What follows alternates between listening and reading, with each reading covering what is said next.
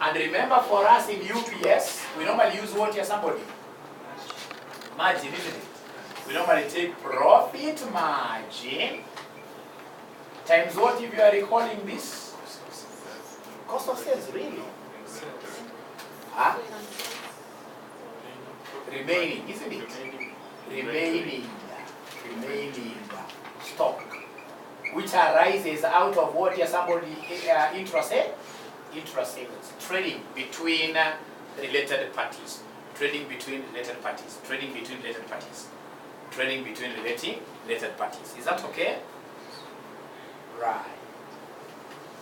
Now, but what if you realize here, if you look at this question where what they have given us there is a profit markup, and yet we want profit margin. They have given us a markup of 40 over 100. And we say to change markup to margin, what should we do? Very good. Margin has got always a bigger denominator. So it will be 40 out of 140. 40 out of 140 years. So the margin will be 40 out of 140. Out of 140. Are we together? Yes. So now the only thing that I want you to tell me is the remaining stock. The remaining stock. We are told that sales from Sophistic, by the way, it is the other round. Sophistic is the one that sold to Pedantic. Sales from Sophistic to Pedantic in the post-acquisition period were 8 million. They sold goods among themselves. Sophistic made a markup on cost of 40% on these sales. Pedantic had been able to just dispose goods worth 5 point what here, somebody? 2. So I'll very easily in this case here get this remaining stock. Somebody help me out there. Somebody helps me out there. So it will be profit margin is 40 over 140 into the remaining stock. The intra sales was 8, but these guys had been able to dispose what here, 5 points.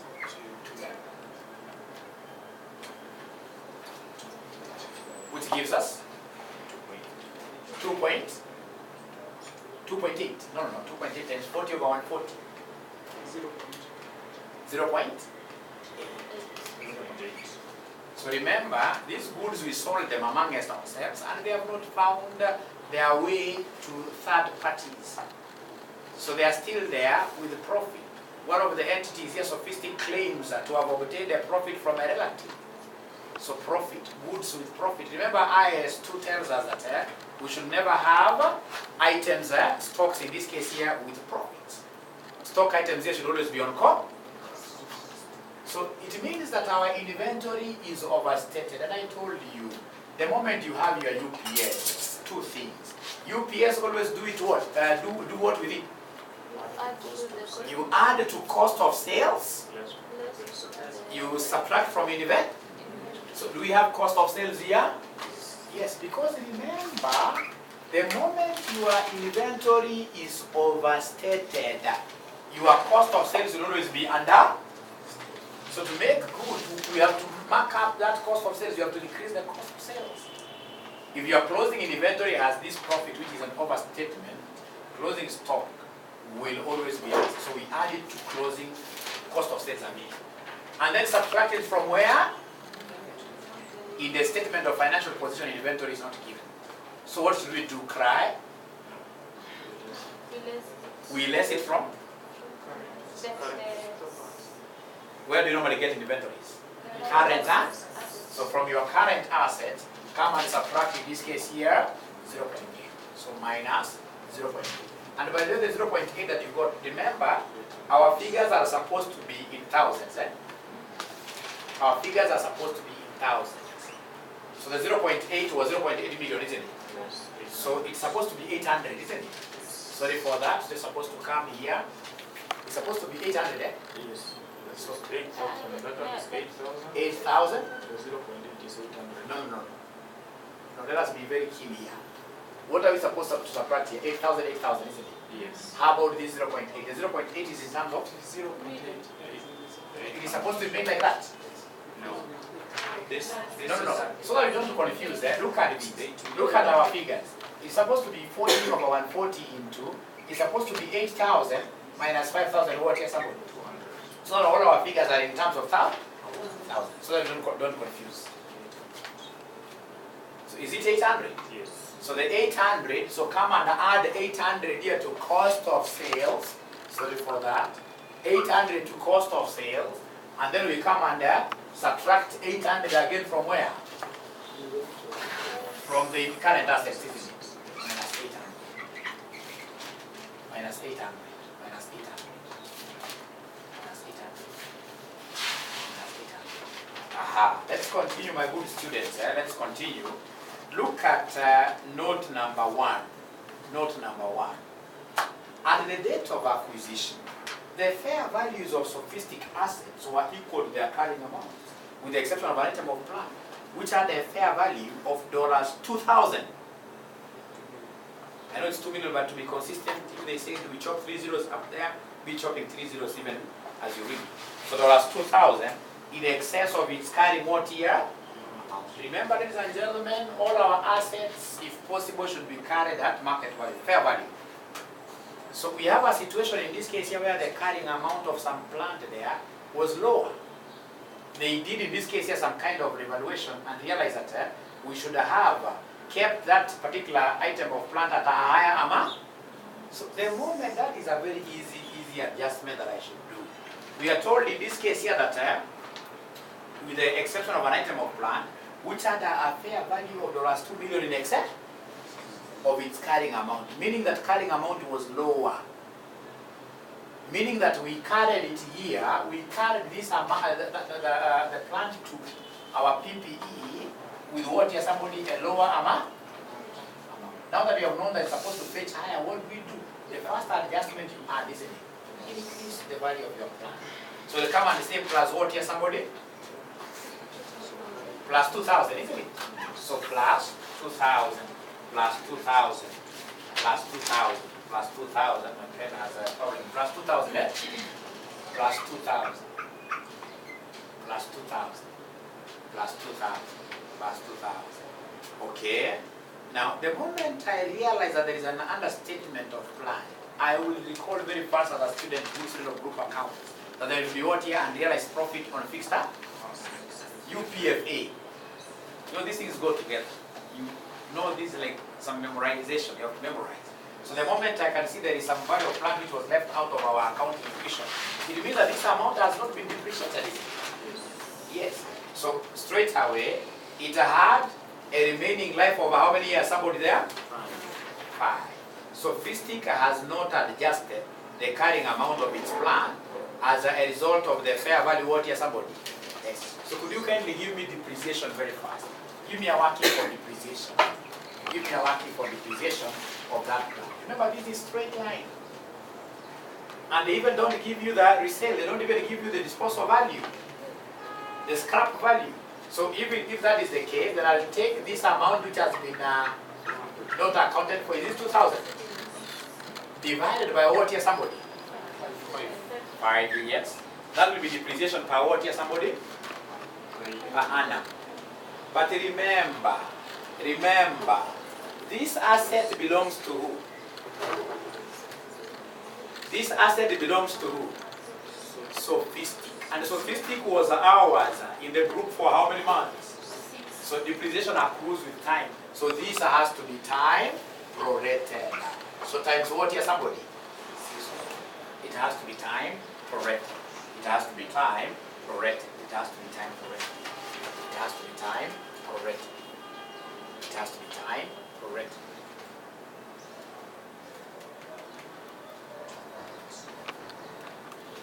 So that depreciation comes to how much here? Somebody?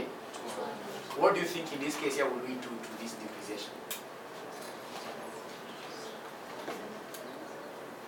It's an expense, isn't it? But now with this expense, you know this is an item of production.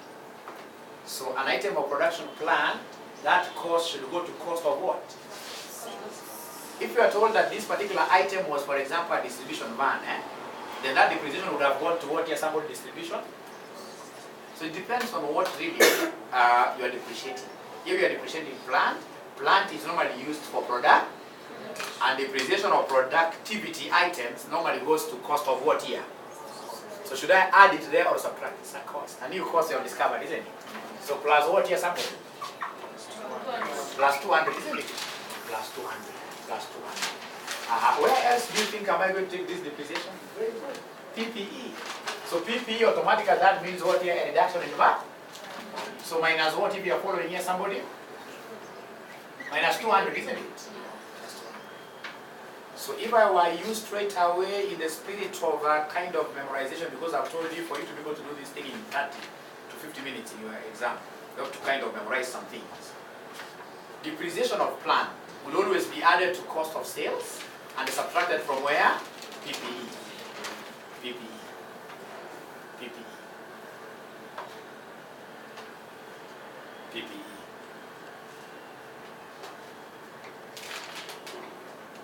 Sorry, this was just a revaluation, not a selling. And they never sold among themselves, so you cannot claim any profits on what your fixed assets. No. Now, note number 3, we say note number 3 is noise. Is that okay? They're almost finishing. Look at note number 4. Note number 4 is very, very good. Sophistic trade receivables at 30th September 08 include how much? 600,000 due from who? That is an intra-owing. Owings within the group, within the group. Just like, for example, this morning, if, for example, my wife was to ask for 10,000 shillings, of course with a promise of paying it back to me, will I carry that as a liability really? Will I carry that as a receivable on my side? No, that is something that you write off. Relatives, serious relatives in this case, ladies and gentlemen, we should never claim to have what here, any pay. So that 600,000 go to the payables and subtract it. That is a fake payable, isn't it? But they normally tell us if it's your wife who gives you money, that one must be returned.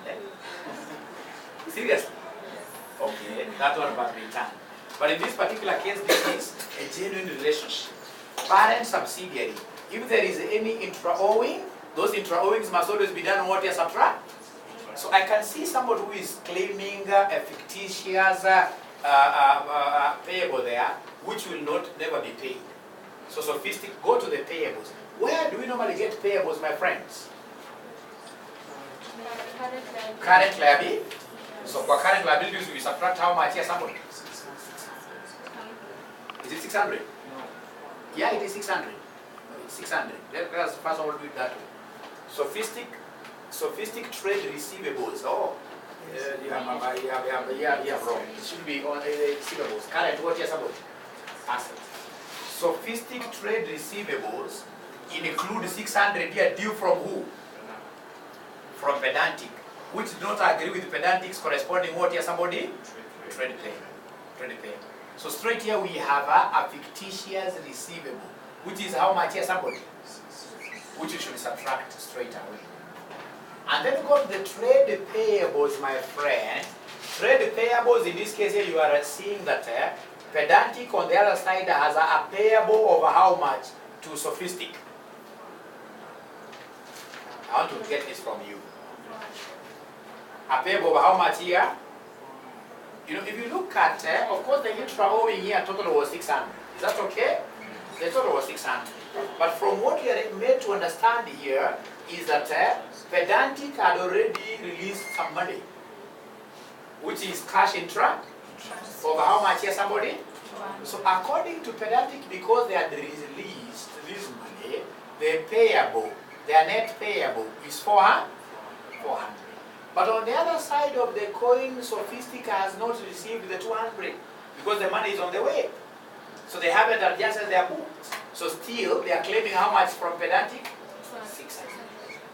So that is why we have subtracted these from the receivables, the whole of it, like that. But when it comes to payables, the payable that is being considered to be intra-group is how much, somebody we are following? It's 400, isn't it? It's 400. 400 is the intra-group. According to pedantic, payable is 400. And then now there is a cash in what? Individual firms are not able to see this cash in transit. Pedantic is not seeing it because pedantic has at least and adjusted the books. Sophistic in this case has not received, isn't it? So that money is along the way. But the eyes of the group are stronger. The group is able to see that cash in transit. So now that you have seen the cash in transit, what should we do? It's an asset, isn't it? It's a current asset. It's cash. So you come and debit the group what here? Cash account. So the group cash account is not here, it is here. In current assets, isn't it? So plus what here, somebody? Plus 200. Plus 200. Plus 200. So you see effectively for your double entry, it's like you'll be subtracting 400 here, and what here? 400 here. Effectively. Listen to me, my good students. Look at note number 5. Will be used in this case here to do what here? Will be used in this case here to compute goodwill. Is that okay? I will not do my workings. What I will do, I'll take out my calculator and give the examiner the totals. So please give me these totals. You will see you will get 15 out of 20 without knowing what you are doing. And for now, that is what we want. So long as we survive. After survival, we're going to practice outside there quite a lot in our practices, and we shall become the best accountants. But for now, what we simply want to do is to cross the river. Cross.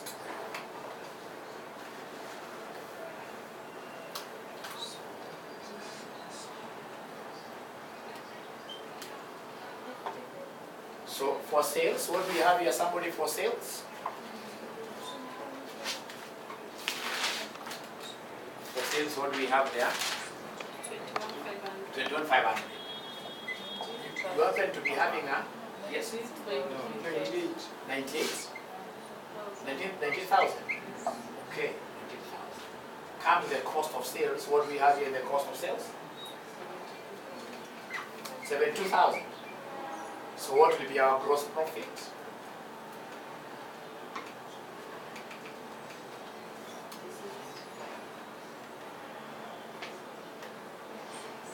$26,000, eh? 26,000. So please come and give us the distribution cost. Give us the distribution cost. Give us the distribution cost. Give us the distribution cost.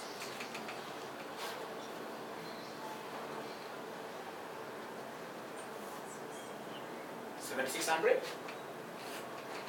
7,600. I'm told by my sister here. 7,600. Is that correct? 3,000. 2,000 plus 3,000.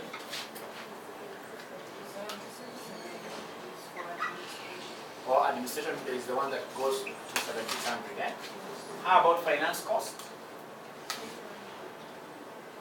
Finance cost is 500. Finance cost is 500. So could you then kindly give me the profit before taxation? Just take this amount and subtract everything down there. Take that amount and subtract everything down there.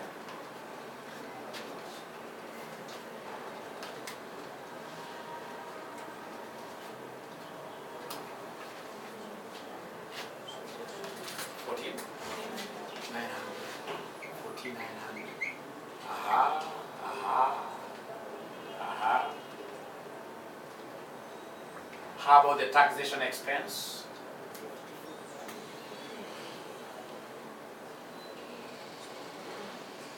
Taxation comes to 54. 5400. So give us profit after tax. Profit after tax gives us what here, somebody?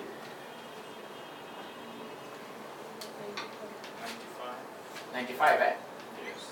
95, 9,500. Please take some answer that I give you. At the back is an answer that I gave you, which you're supposed in this case here to just check your answer. You don't have the answer? Okay, I have it.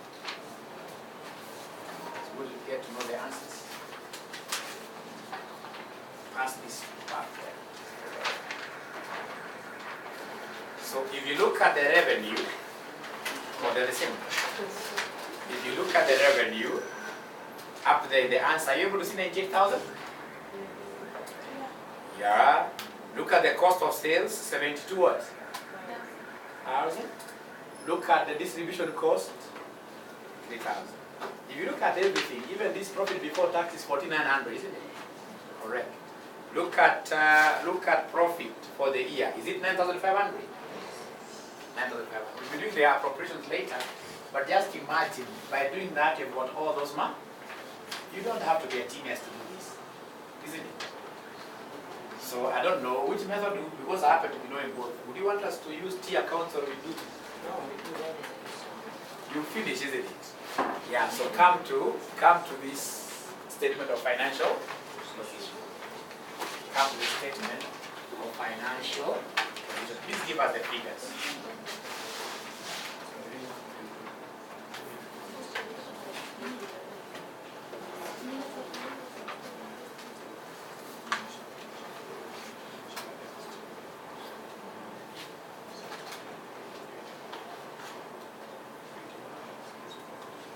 You're now finishing, eh? Now you're finishing.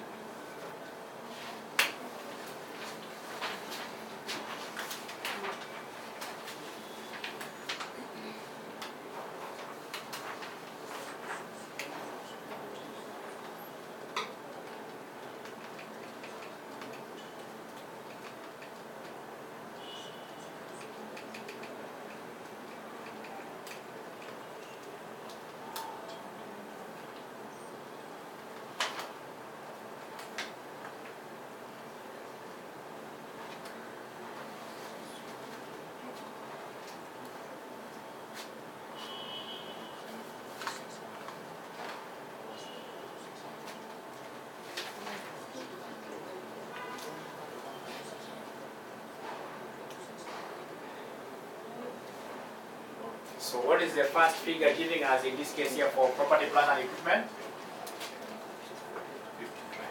55, eh? 1,000. 1,000. How about in this case here, how about current assets? 21,400. 21,400. Ordinary share capital. Ordinary share capital, what do we have, my good students, there?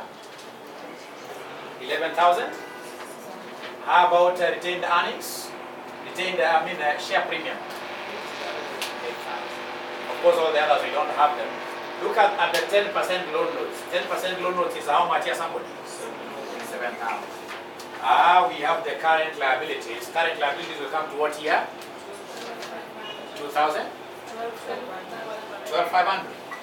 Thank you very much. Look at how many marks in this case here out of 20 will you give to a student who does all this work in this case? I believe he has not finished goodwill and the other work. So many, isn't it? Yeah.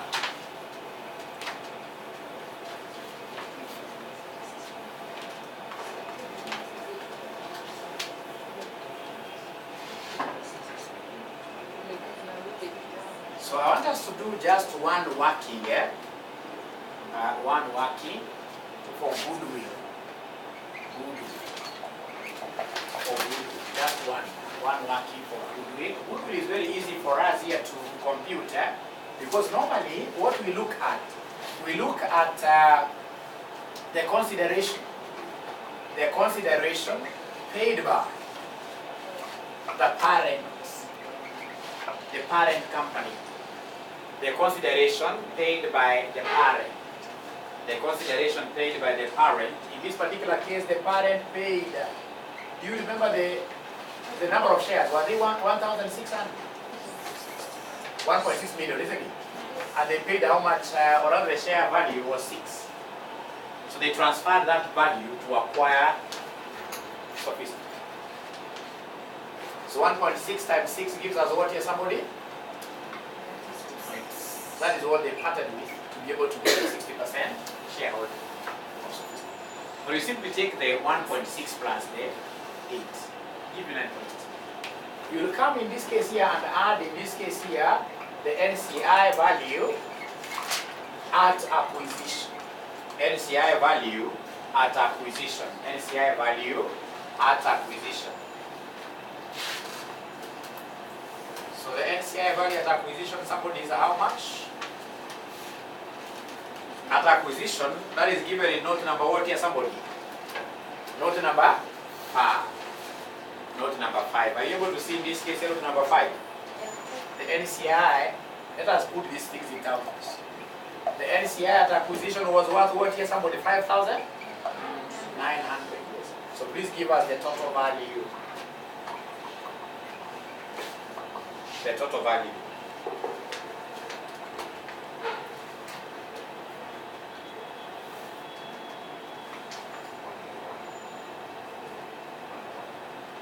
The total value comes to what here, somebody?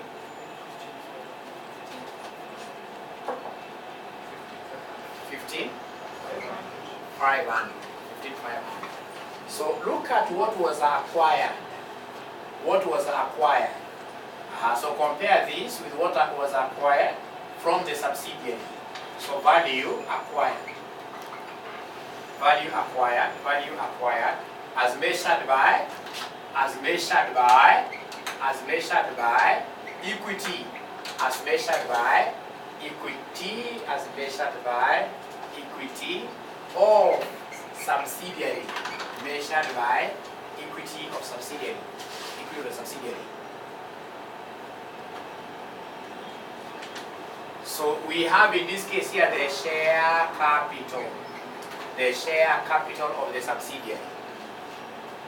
The share capital of the subsidiary is measured by the equity. Just go to the equity here. The share capital of the subsidiary is how much, my good students? 4,000? 4,000. We have in this case here retained earnings at acquisition. Retained earnings at acquisition. Retained earnings at acquisition. Retained earnings at acquisition. At acquisition. Who can give me that particular value of retained earnings at acquisition? At the date of acquiring Sophistic, how much do we have? How much they have as retained earnings?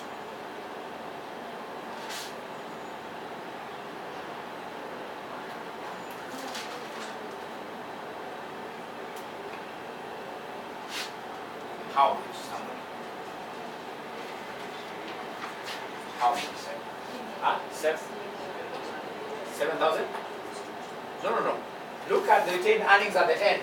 Retained earnings at the end were 6,500, isn't it? Yes. At the end, because that is the end of the year. And then you realize that these guys in this case here made a profit of how much for a whole year? Sophistic made a profit of 3,000.